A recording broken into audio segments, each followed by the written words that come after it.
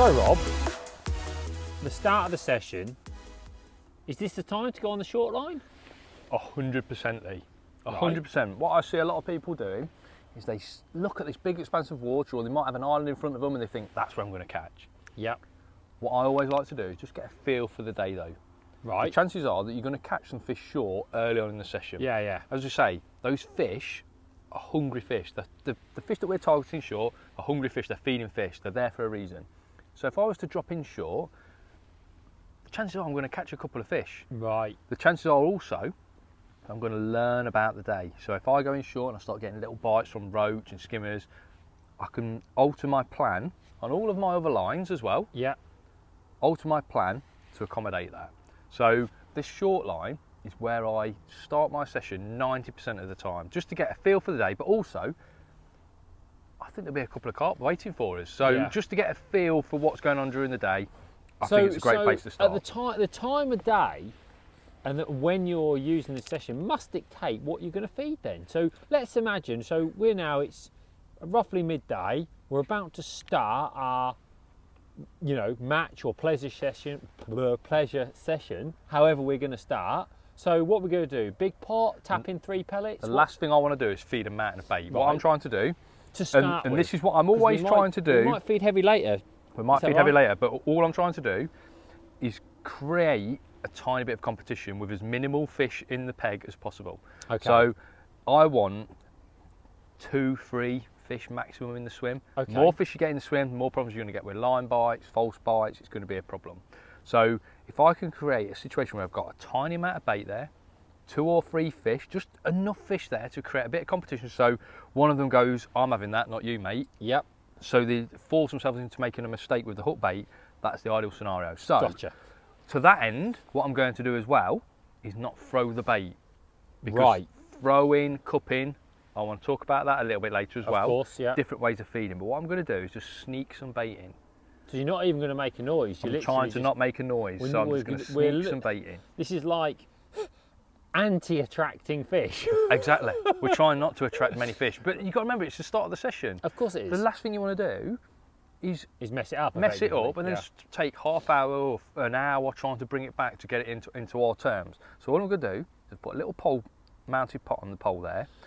I'm going to put in, 6 or 7 pellets there. Right, 8 pellets, there you go. Just show them. So you have got 8 pellets. 8 pellets. I'm going to feed the 6 mils to start with, because and a 6 mil on the hook. And a 6 mil in the band, because if there's some skimmers there, I want to know about it. I don't want to go bull at the gate with the 8 mils. I want to just see what's there at the start. I might get a few pecks from roach. It doesn't matter. I just want to see what's there at the start. So 8 mils goes in the little pot. Yep. I've dropped one. Lucky 7. No. 8. So we're going 8. Right. Obviously, carefully shipping out. I've put, like I said, I've put an 8 mil in the 6 mil in the band. Yeah. So there's no pressure on here, but one thing I was going to mention is, because you're feeding such minimal amount of bait, don't spill any, surely. No, that's why that pole pot happen. has got a little hole in the top. It's got a lip round it, because obviously we don't want to spill any. You're right. So you're going to literally try and take your time, make sure everything's right where you're going, and set up.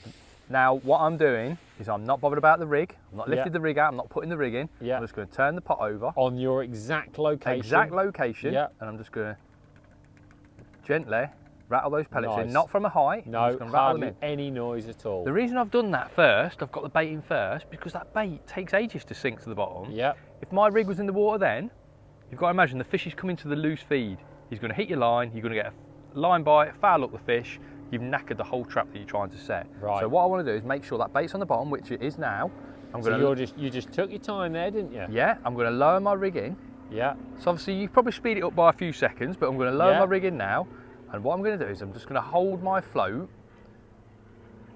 Probably, my hook bait is now probably 8 inch off the bottom. Yep, I gotcha. Everything's nice and straight, and then smoothly, I'm going to lower everything down. Right on top of those pellets. Right on top of the pellets. And now it's a case of keeping everything rock solid and still. This is where, if it's a windy day, that bump bar comes into play.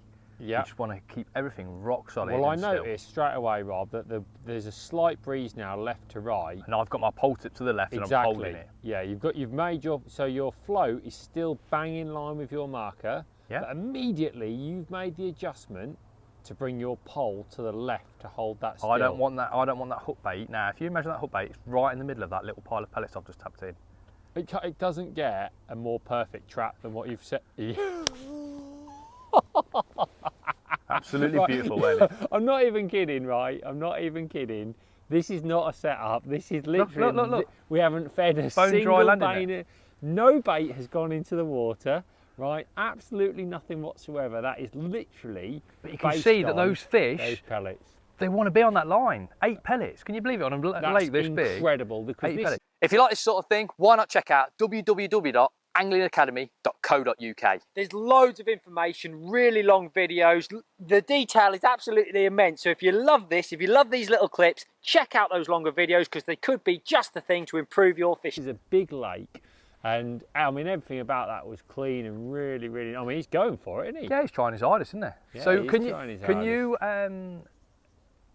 you see then that it's not about feeding loads and loads of bait? We're just trying to. God, he's a big. He is a big nice fish. He is. Yeah, I was going to say he's proper going for it, and that's really interesting. Yes, go on, sections. We're going to have to put the sections Go on. on, sections.